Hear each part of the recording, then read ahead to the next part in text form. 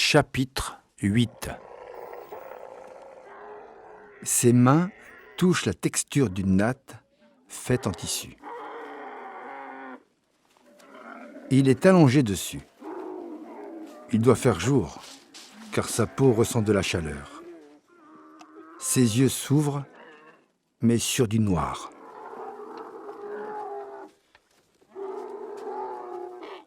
La fausse nuit de Sade est peuplée d'interpellations, de claquements de fouet, de meuglements de chameaux. Sur le voile noir qui oblitère sa vision, bougent des voix d'hommes, la plupart gutturales, sauf l'une d'elles, aiguë comme celle d'une jeune fille. « Maître, il se réveille !» Sade supplie de tout son cœur que la grande étoile du jour s'allume à nouveau. Il n'est tout de même pas devenu aveugle pour de vrai. « Debout !» intime la voix de fille. Il obtempère.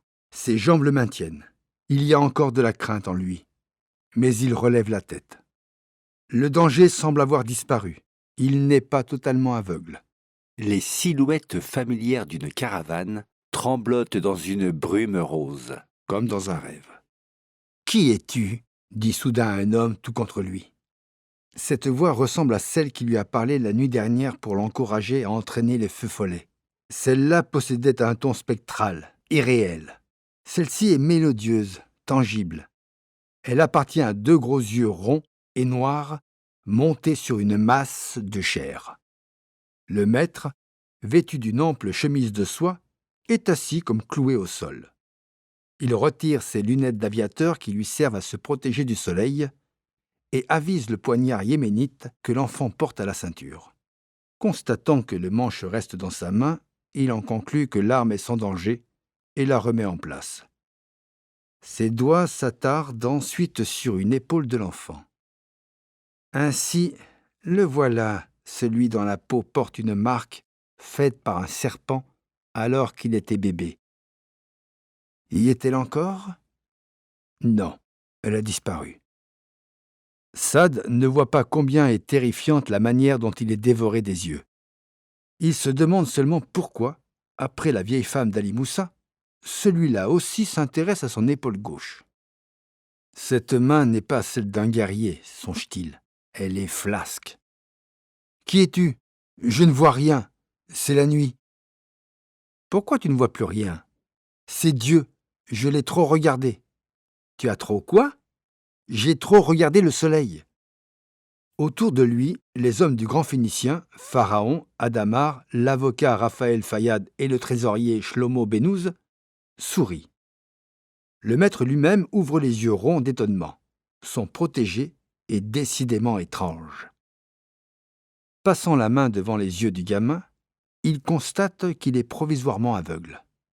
Écarquillant ses yeux le plus possible, Sade distingue avec peine les contours de la grosse tête ronde qui lui fait face. « Tu es bédouin ?» La silhouette du grand Phénicien est prise de soubresaut. « Moi ? Bédouin ! Very funny !» La crise de rire s'étrangle dans sa gorge. « Bois, mon petit !» ordonne-t-il en plaquant contre la bouche de Sade le goulot d'une gourde. Surpris que Sade n'en boive qu'une gorgée, il fait un geste à son jeune serviteur. « Apporte-moi la pharmacie, vite, hurry up !» Une fois Sade désaltéré, il l'amène vers lui, ausculte du bout des doigts ce corps juvénile qui se laisse aller entre ses mains. Sade ne sourcille pas lorsque la sacoche lui est retirée. À la nonchalance des gestes et à la voix de miel fondu, il sent que l'homme est une sorte de magicien en qui il ne peut pas mettre sa confiance. « Tu t'es battu, canaille. Tu as reçu un fameux coup. » L'enfant n'est pas en si mauvais état. Outre des hématomes à la joue et à la poitrine, rien à noter. Sa lésion oculaire n'est vraisemblablement que provisoire. Elle le place pour le moment sous sa dépendance. « Pourquoi il fait toujours nuit ?» demande Sade. « La nuit est seulement dans tes yeux, mon petit. Je vais les soigner. Approche. Ma crème fait des miracles. » Le jeune serviteur tente une boîte blanche ornée d'un croissant rouge. « Merci, Hathor. Nous allons opérer. Va-t'en maintenant. » Hathor aimerait rester pour le soigner. Mais le maître le ou la congédie d'un moulinet de main accompagné d'une mimique méprisante. Sortant une fiole de la boîte, il en fait couler un gel qu'il étale sur les paupières fermées de Sad. « Tu l'as échappé belle, sais-tu ? Hélas, non, tu n'as rien vu. Un peu plus et il te... Quick ! Pourquoi voulait-il te tuer ? Il voulait me voler ma... » s'enflamme Sad avant de se mordre les lèvres de crainte d'en dire trop. « Sale type !» concède le grand Phénicien magnanime. Sad s'en remet à cette voix qu'il commence finalement à trouver chaleureuse. Il serait moins rassuré s'il voyait de quelle façon brillent les yeux du Bouddha maléfique. Prenant une seringue et une seconde fiole dans la boîte, le grand Phénicien pique l'épaule de Sad qui se raidit. « N'aie crainte, voici un peu de vitamine. Quelle maigreur, pas une once de gras. Dans un instant, tu y verras clair. Que va-t-il faire de ce gamin maintenant ? Pour le garder auprès de lui, il faut trouver une raison vraisemblable. » En faire son guide ? Les caravanes engagent souvent un rabbia recruté parmi les Bédouins, afin de pouvoir traverser sans encombre les territoires tribaux. Lui faire croire qu'il l'engage parce que son statut de respectable Béni Wardan permet de voyager en toute sécurité est crédible. D'un autre côté, ceux qui ont prêté allégeance au shérif Hussein n'auront qu'une idée, avoir sa tête. Allons-y pour en faire un rabbia, et personne ne touchera ce gamin. Ah ! Notre ancien rabbia a essayé de me voler mon or avec ses camarades. À moi, un honnête marchand qui se ruine la santé. Il a profité lâchement que je sois tout à Dieu. Mais il n'a pas réussi. Il est mort. Que vais-je devenir sans rabbia dans cette région épouvantable ? Ses paupières sagement fermées, Sad saisit la balle au bond. « Je connais tout. Si tu me guéris, je te guide où tu veux. » Oh, merveille ! Béni sois-tu, Béni Wardan. Le destin t'envoie. C'est dit, c'est fait. Je t'engage comme rabbia. Tu nous guideras. On peut attacher ces Bédouins à une idée comme à une corde, songe le grand Phénicien. Encore faut-il que l'appât soit de taille et la corde solide. En tout cas, l'affaire s'annonce bien. Le grand Phénicien ordonne à la volée. « Holà, vous autres, n'avez-vous pas pitié ? Apportez-lui à manger. Le Saint-Livre incite à respecter les lois de l'hospitalité. » Pharaon, le secrétaire, Adamar et Hathor échangent un sourire malicieux. Il est piquant d'entendre le maître rappeler la loi coranique. « Merci, j'ai faim, » fait Sad avec dignité. Les doigts du grand Phénicien reviennent sur l'épaule gauche, toujours à la recherche de quelque chose. Tout à coup, son regard se durcit. Quoique aveugle, Sad perçoit un imperceptible changement de la pression des doigts sur son bras, signe que l'homme change d'attitude. Le grand Phénicien vient de s'apercevoir qu'il a une érection. Son sexe, dont il ne se sert pas ou si peu, s'est durci. Il ne comprend pas. Ou plutôt il comprend. Et il en est furieux. Les pédophiles, il les hait. À Beyrouth, au Caire, à Petra et dans d'autres villes, lorsqu'il a eu connaissance d'Européens amateurs de jeunes garçons, il les a fait chanter pour les dénoncer ensuite et les faire arrêter par la police locale. Chaque fois qu'il est confronté à la pédophilie, un mélange de haine profonde et de fascination l'envahit et fait remonter à sa mémoire l'épisode de ses 13 ans lorsque les marins l'ont violé à Athènes. Il a voulu comprendre. Il a lu L'interprétation du rêve de Sigmund Freud, paru en 1900.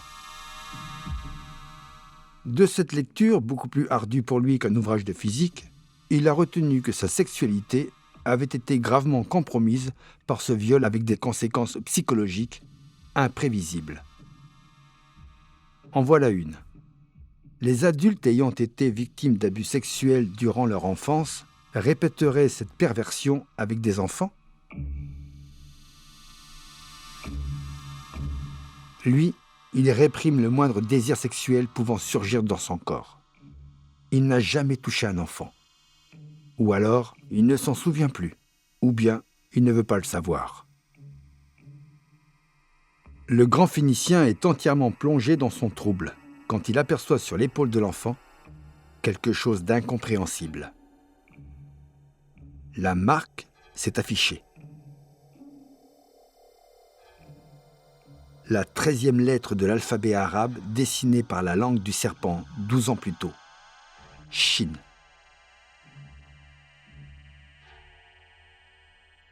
Est-ce une magie qu'il ne connaît pas? La marque sur le bras disparaît aussitôt. Le grand Phénicien n'a pas le temps de méditer sur cet événement surnaturel.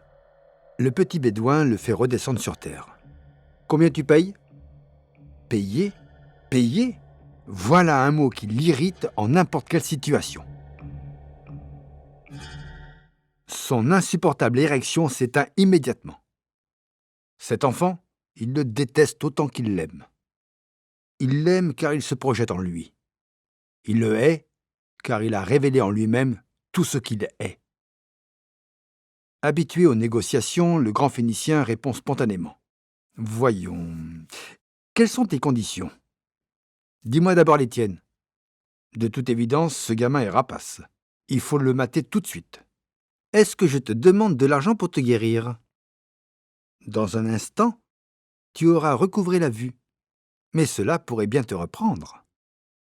Le produit que j'ai utilisé n'est pas inépuisable et il coûte très cher. » Bras ballant, Saad devine plus ou moins que sa liberté est le prix à payer pour voir. Il est à la merci de ce marchand guérisseur. Il n'a pas le choix. Il n'aime déjà plus son sauveur. « Je veux 10 dirhams par jour, plus le repas. » Tout à coup irrité, le maître est pressé d'en finir. Hathor, qui s'apprête à déposer devant l'enfant un plateau chargé de dattes, de purée de pois chiches, de pain et d'un verre de lait, est renvoyé. Il mangera quand il aura mérité son salaire. « Et toi ?» crie-t-il à Saad. « Cesse cette comédie. Tu vois maintenant aussi bien que moi, et il est temps de repartir. Come on, vous autres. Reformez la caravane. » Les yeux de Saad papillotent.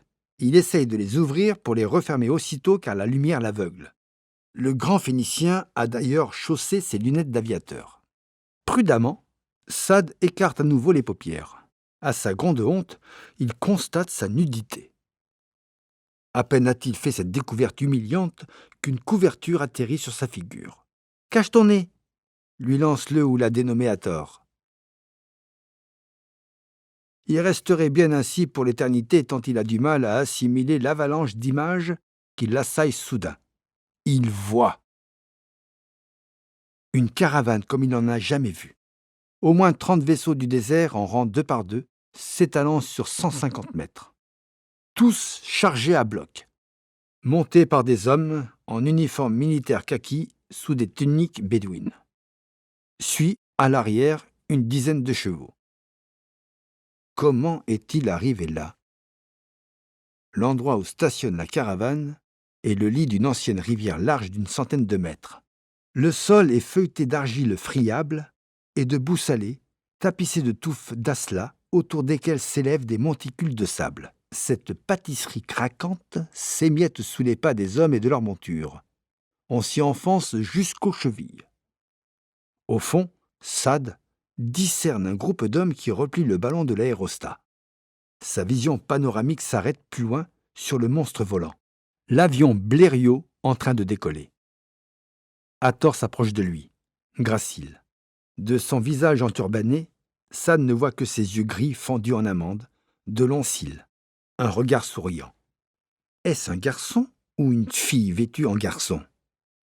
Il ou elle amène une tunique bédouine à son intention et une cuvette pour qu'il fasse une toilette. Mais l'enfant du désert se méprend.